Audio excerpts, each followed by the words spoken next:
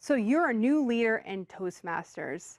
I'm going to give you some practical tips that you can use to be successful in your term.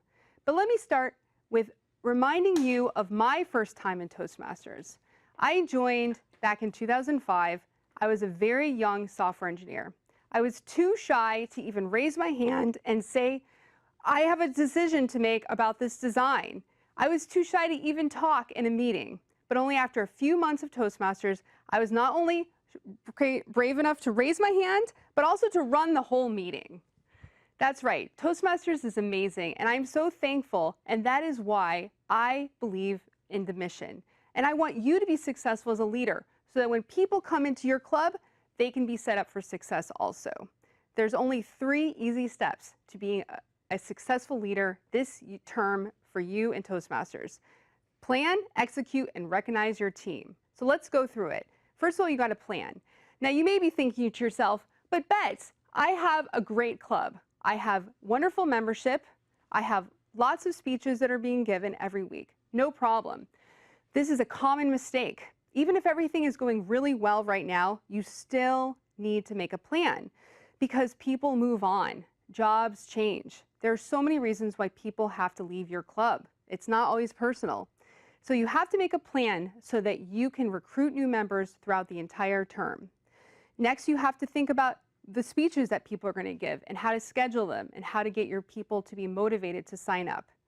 So once you've got your plan, you need to move to step 2, which is review your plan with somebody who's done it before.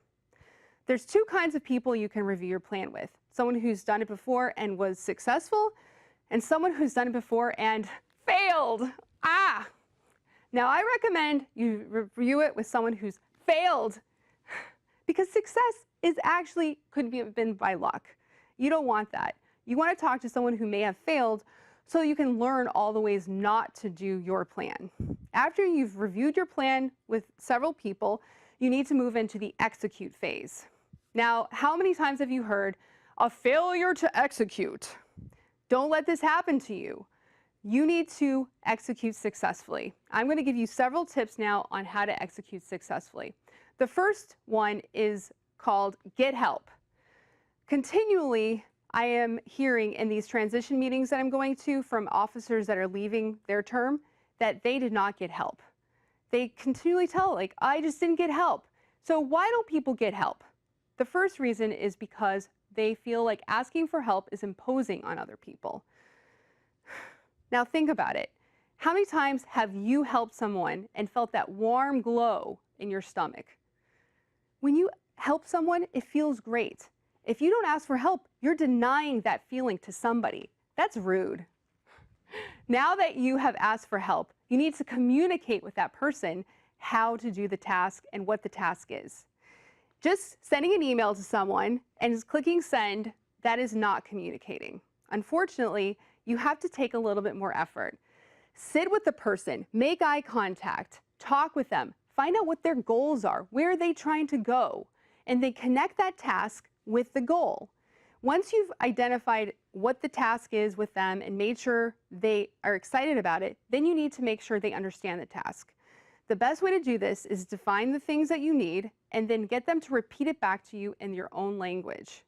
Once they've repeated back, then you know they're ready to go. Let's move to the next part of execute. Support your team.